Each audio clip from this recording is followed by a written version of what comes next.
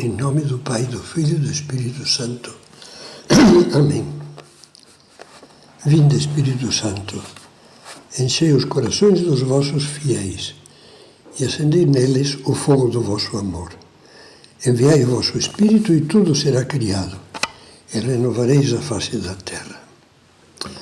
Nesta segunda meditação, vamos falar, em primeiro lugar, das invejas disfarçadas e depois das invejas falsas, ou seja, do que parece inveja e na realidade não é.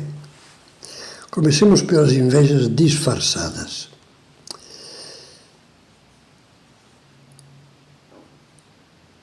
Esses são, ordinariamente, os que dizíamos na meditação anterior, os traços principais da inveja verdadeira, tristeza pelo bem alheio, etc. Mas são traços que às vezes ficam mascarados, porque existem formas disfarçadas de inveja que se escondem por trás de sorrisos afetuosos e de palavras amáveis. Manifestações simpáticas que não passam da cobertura hipócrita de uma tristeza ou de uma raiva escondida, como brasa na cinza, que só quer prejudicar por inveja a quem finge estimar e até proteger. Vejamos exemplos. Um colega invejoso, por exemplo, pode desencorajar, entre aspas, afetuosamente, um companheiro de aceitar uma proposta da empresa, vantajosa em todos os sentidos, alegando que é uma armadilha para pô-lo para fora uns meses depois, ou tentando convencê-lo de que os horários do novo trabalho serão estafantes e lhe impedirão prosseguir os estudos de pós-graduação que está realizando. Todos conhecemos um tipo de comentários carinhosos, entre aspas, e afavelmente condescendentes que não passam de farpadas envenenadas da inveja. Fulana é muito boa, mas coitada, é tão curtinha de cabeça. Fulana faria otimamente outra coisa, outro trabalho, mas para isso, apesar da sua boa vontade, acho que não tem jeito mesmo. Ou então, olha querida, não é por mal, é pensado no seu bem, mas esse rapaz não lhe convém. É uma pena, sendo tão bom e tão bem situado na vida, mas andam falando por aí algumas coisas dele que não sei. Acho melhor não se envolver. Mais dolorosos são certos comentários negativos de alguns, que com pretensas razões espirituais visam afastar pessoas boas de participar de entidades ou movimentos cristãos ou de atividades apostólicas abençoadas por Deus e louvadas pela Igreja, simplesmente porque lhes provocam inveja, uns ciúmes que os levem a ter e a divulgar preconceitos contra essas entidades ou atividades, a aceitar por vezes inclusive calúnias infames contra elas como se fossem verdades e a denegrir sem ter se dado ao trabalho de conhecer as coisas melhor, de informar-se objetivamente, obras e pessoas que deveriam olhar com afeto cristão e às vezes com admiração. Desse teor exatamente era a inveja dos piedosos fariseus em relação a Jesus. Dá glória a Deus, diziam eles ao cego de nascença que Cristo acabava de curar no templo. Nós sabemos que esse homem, Jesus, é um pecador. Cheios de aparente bondade, queriam livrar o pobre cego curado de uma má companhia de Cristo. Sabemos bem que Deus falou a Moisés, mas esse, Jesus, não sabemos de onde é.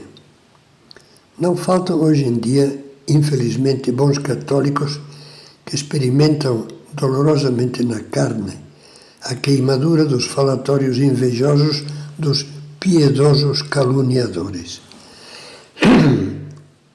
Mas existem também, dizíamos, invejas falsas, que convém distinguir das verdadeiras justamente para entender melhor as verdadeiras. Há uma forma dessas pseudo-invejas que poderia confundir-se com a inveja pessimista e deprimida que mencionávamos na meditação anterior. No entanto, é diferente. Poderíamos chamá-la de inveja melancólica.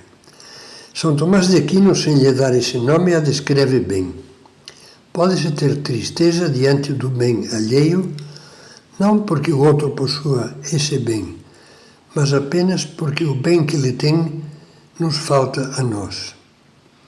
Quer dizer, não temos pena de que o outro esteja bem ou seja feliz. Estamos até contentes de que possua esses bens e essas qualidades. Não lhe desejamos mal nenhum. Só ficamos tristes por nós não termos as mesmas coisas que admiramos nele.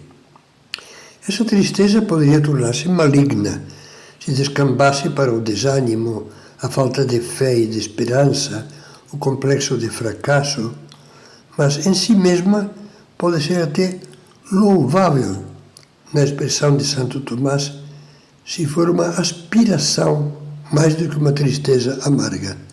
Olha, essa pessoa tem uma série de coisas boas, de bens que são desejáveis, e eu tenho uma tristeza porque aspiro a isso e ainda não consegui, mas fico feliz de que ele esteja tão bem, de que ele seja tão bom. Só que tenho uma ponta de tristeza porque a minha aspiração ainda não ficou satisfeita. É interessante lembrar que São Paulo, falando de diversos bens espirituais de que gozavam alguns fiéis da primitiva comunidade de Corinto, explicaçava todos com essas palavras: aspirai aos dons espirituais, aspirai aos dons superiores.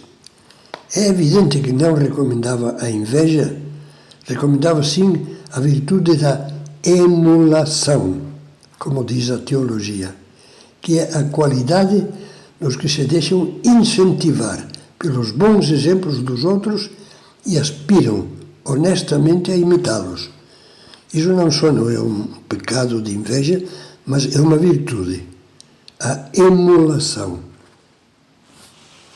É o que devemos sentir ao meditar as vidas dos santos. Admiramos os santos, lhes temos devoção, temos carinho por eles. E sentimos aspiração. Tomara que eu saiba imitar São Paulo, Santa Teresinha, tomara que eu saiba imitar esse outro santo, aquele outro santo, aquela santa, tomara. Estou um pouco triste não por eles, que eu os admiro, rezo, peço-lhes a intercessão, peço que me ajudem, mas por mim, porque eu estou aquém do que me parece que Deus me pede. Isso não é inveja, isso é virtude. Há ainda uma outra pseudo-inveja, além da melancolia de que falamos e da emulação, que não é pecado, mesmo que o pareça. É a sacudida de dor, tristeza e indignação que nos causa contemplar pessoas que enriqueceram ou galgaram cargos e posições por meios imorais, injustiças, mentiras, fraudes, roubos, suborno, tráfico, apadrinhamentos desonestos.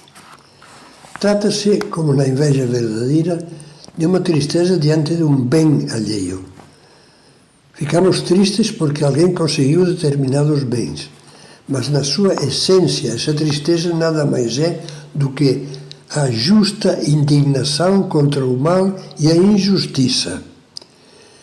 Se ficássemos tristes só porque os outros triunfaram e subiram mais do que nós, seríamos invejosos. Mas se nos causa uma pontada de dor, de amargura, e nos indigna constatar que os corruptos, os falsários, os ladrões, os mentirosos, os exploradores vencem, prosperam, e sobressaem com prejuízo dos honestos e dos justos.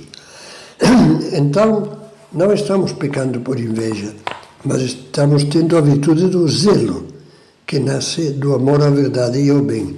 Assim era a indignação de Cristo contra a prepotência dos escribas e fariseus hipócritas que se serviam da sua posição de mestres da lei de Deus para enganar o povo e aproveitar-se dele. Neste caso da justa indignação, só pecaríamos se, além de indignar-nos, movidos pelo amor à verdade e ao bem, nos deixássemos arrastar pelo ódio contra a pessoa que cometeu a injustiça. O espírito cristão que nós devemos praticar está bem claro. Detestar e combater o erro, o crime, mas amar a pessoa que erra, no sentido de desejar que se converta e se salve e rezar por ela.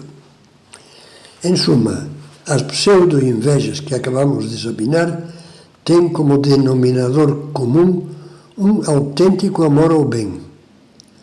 Do bem que ficamos animados ao ver em uns como um exemplo para nós e que nos dói ver em outros aviltado e transformado num mau exemplo e num mal.